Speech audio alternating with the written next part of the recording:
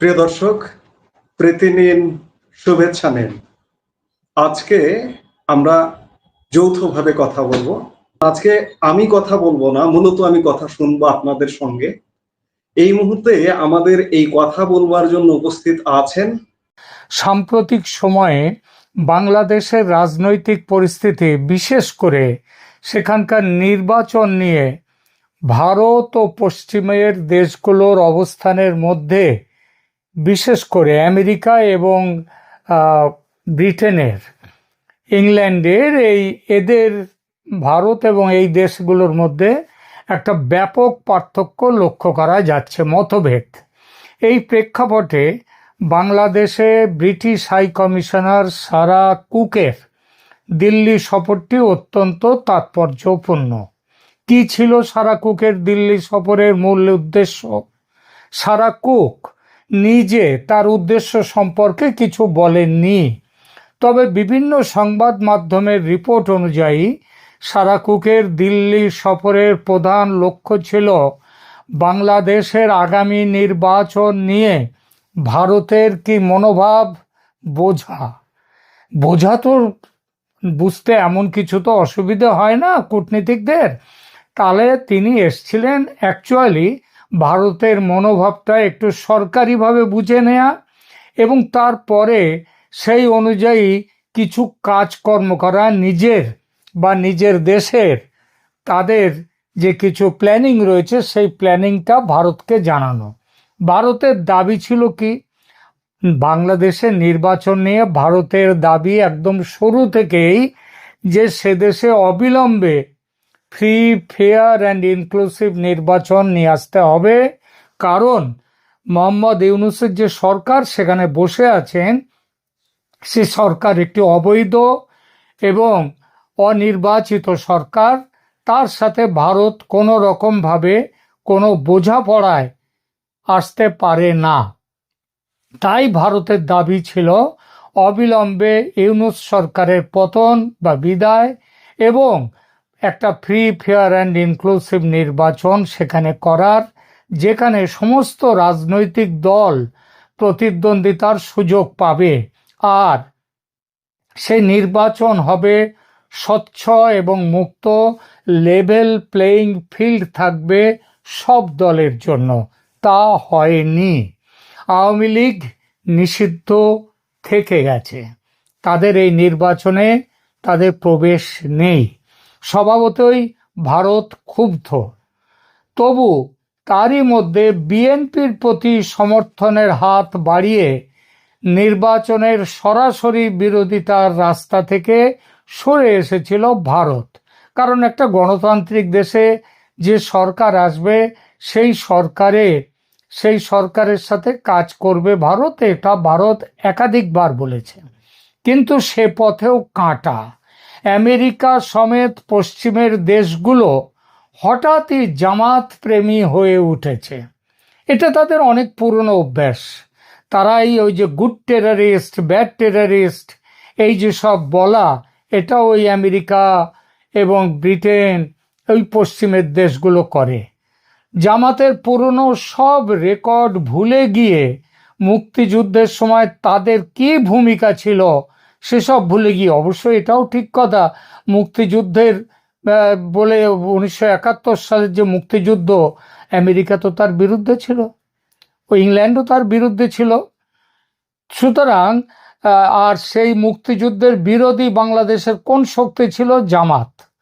তো জামাতের যুদ্ধ অপরাধে জামাতের অনেক বিচারও করেছে পরবর্তী সরকার, শেখ হাসিনার সরকার। জামাতের সেই সব পুরনো রেকর্ড ভুলে তারা জামাতকে উদারপন্থী ভাবছে এখন।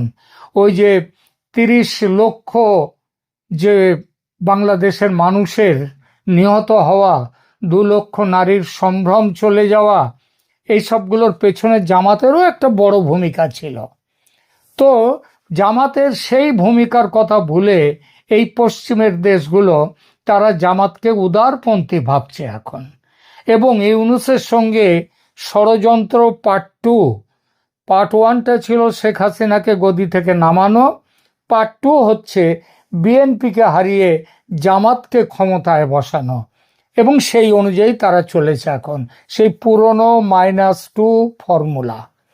ভারতের ঘোর বিরোধী।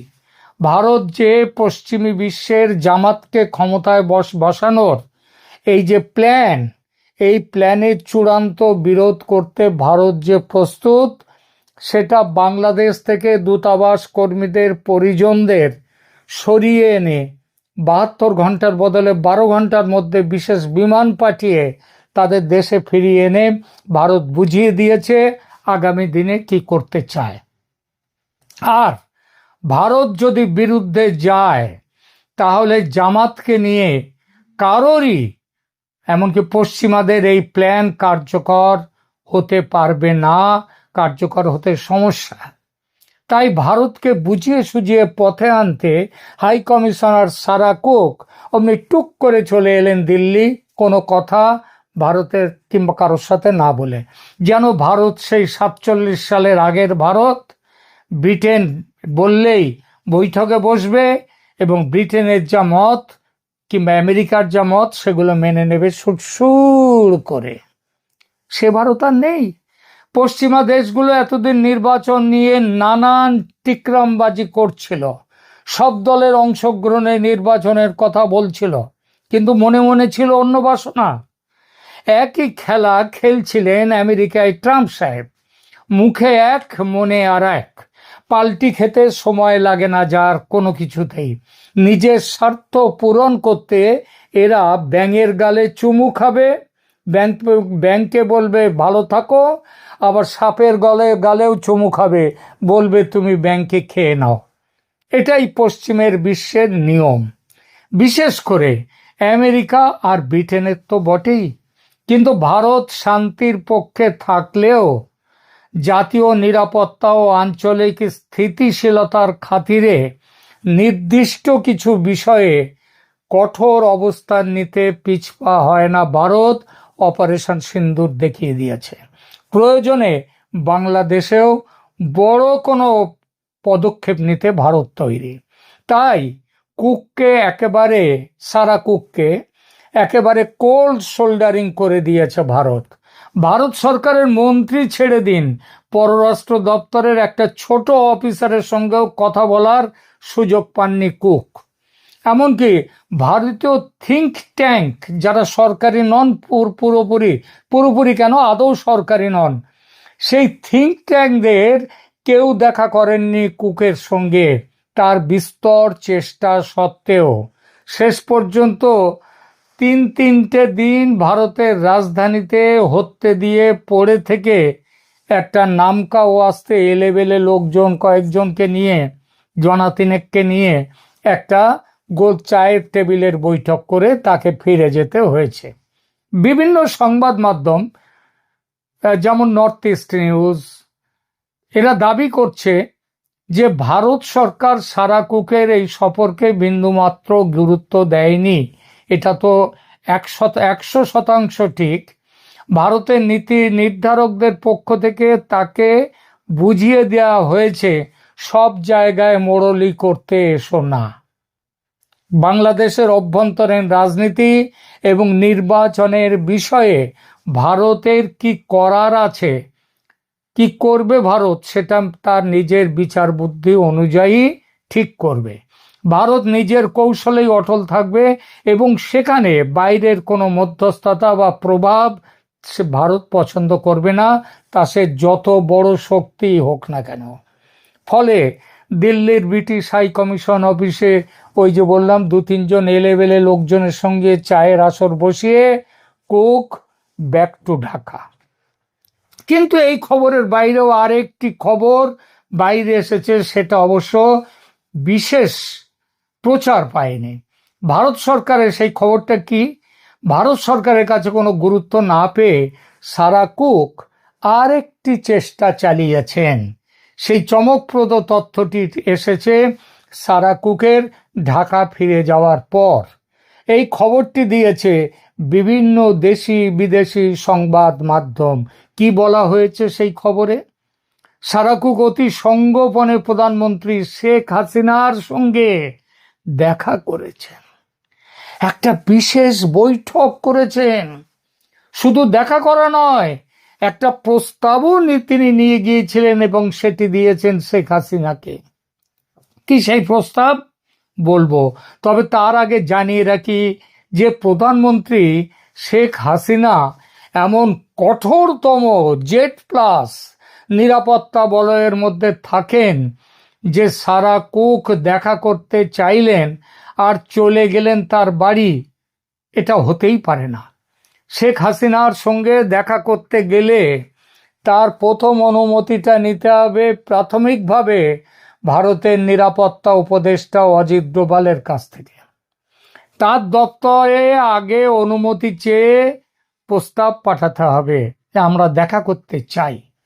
ডোভাল শেখ হাসিনার সঙ্গে তারপর কথা বলবেন, তিনি জানতে চাইবেন যে শেখ হাসিনা দেখা করতে চান কিনা, তারপর সেই মতো সিদ্ধান্ত নেয়ার ব্যাপারে। তাহলে কি সারা কুক আগে অজিত ডোভালের কাছে অনুমতি চেয়েছিলেন? তাছাড়া তো কোনো পথ নেই। অজিত ডোভাল বা ভারত সরকার যখন পাত্তাই দেননি সারা কুকের সফরকে, তখন শেখ হাসিনার সঙ্গে সাক্ষাতের অনুমতি দিলেন কেন? এখানেই উঠে আসে শেখ হাসিনার নিজের মতামতের গুরুত্ব, যেটাকে ভারত সবসময় গুরুত্ব দেয় সর্বাধিক। অর্থাৎ শেখ হাসিনা নিজে কি চান। তিনি নিজে দেখা করতে চাইলে ভারত তার নিরাপত্তার প্রয়োজনীয় ব্যবস্থা সেরে দেখা করার বিষয়টি নিয়ে কাজ করবে। গত 17-18 মাসে কোনো বিদেশি নেতা, মন্ত্রী বা কূটনীতিক প্রধানমন্ত্রী শেখ হাসিনার সঙ্গে দেখা করতে আসেননি, সারা কুকই প্রথম। তাই শেখ হাসিনা হয়তো চেয়েছিলেন আসুন কুক, দেখা যাক কি বলতে চান তিনি, কি প্রস্তাব আছে তার কাছে।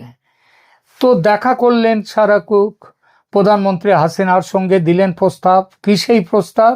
এই বিষয়ে কোনো পক্ষ থেকেই কোনো আধিকারিক বিবৃতি আসেনি, তবে গুঞ্জন রয়েছে যে সারা কুক ভারতের যে 2-3 জন এলেবেলে মানুষের সঙ্গে একটি বৈঠক করেন সফরের শেষ দিনে, সেখানে তিনি ইশারা ইঙ্গিতে বুঝিয়ে দিয়েছিলেন কি ছিল তার প্রস্তাব।